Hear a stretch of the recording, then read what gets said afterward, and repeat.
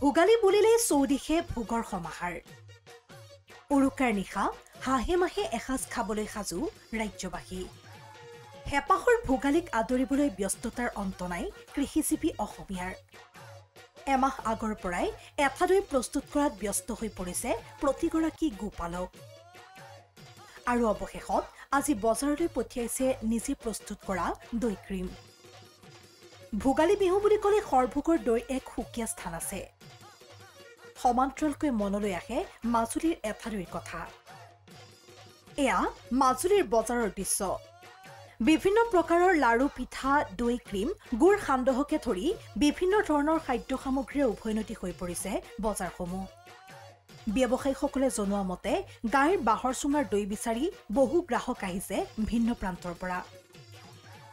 মাজুলীৰ দৈ এইটো আগৰ পৰাই এটা নাম আছে আৰু সেই নামটো এতিয়াও একেবাৰে নাইকিয়া হৈ যোৱা নাই।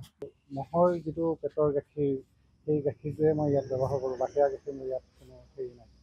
আৰু এতিয়াতো আপোনাৰ আজি 4 দিনমানৰ পৰাই ইয়াত বহুত জেগা বিভিন্ন ঠাইৰ মানুহ আহি ইয়াত গৈছে আৰু দূৰ দূৰণিৰ মানুহবোৰে ইতিমধ্যে লৈ গৈছে গাখীৰ। উৰুকাৰ নিশা হাঁহে মাহে এসাঁজ খাই বিহুৰ পুৱা এটা দৈৰ জলপানৰ জুতি ল'বলৈ সাজু হৈছে সমগ্ৰ অসমবাসী। একে পৰিৱেশ দেখা গৈছে তেজপুৰ বজাৰ ওদালগুৰিতো। বিজুলী বাঁহৰ চুঙা পিঠা, কইনাকাৰ দৈ ক্ৰীম আৰু শিৱসাগৰৰ চিৰাকে ধৰি বিভিন্ন ভোগালীৰ জলপানেৰে ভৰি পৰিছে এতিয়া ৰাজ্যৰ বজাৰ। চুঙা পিঠা আমাৰ গ্ৰামাঞ্চলৰ সাধাৰণতে পুৰণি জলপান এটা। এই পৰম্পৰাটো ধৰি ৰাখিবৰ কাৰণে মই এইখন দোকানত চুঙা পিঠাটোৰ মানে প্ৰয়োজন বুলি ভাবি মই এই ব্যৱস্থা কৰিছোঁ। আৰু এই চুঙা পিঠাটো মই আনিছোঁ বিশেষভাৱে মানে এটা ঠাইৰ পৰা ওদালগুৰি। এই চুঙা পিঠাটো হ'ল বাঁহৰ চুঙা পিঠা, কিন্তু বাঁহৰ চুঙা পিঠাৰ কেইবাটাও জাত আছে। এইটো হ'ল বিজুলী বাঁহ, একে বাঁহটো পাতল, মানে খাবলৈ বৰ সুন্দৰ। কন্যকাৰ বিপণী হিচাপে মোৰ ঘৰে ডাঙৰ বিপণী। আৰু প্ৰথম সুবিধাটো কন্যকাৰে মোকেই দি আহিছে তেজপুৰত। মই 800 দৈ টেকেলি, 1 কেজি টেকেলি 800 টেকেলি আৰু ক্ৰীমৰ 800টা 250 গ্ৰাম পেকেট 800টা আনিছোঁ। নিউজ টেক্স ৰিপোৰ্ট, প্ৰথম খবৰ।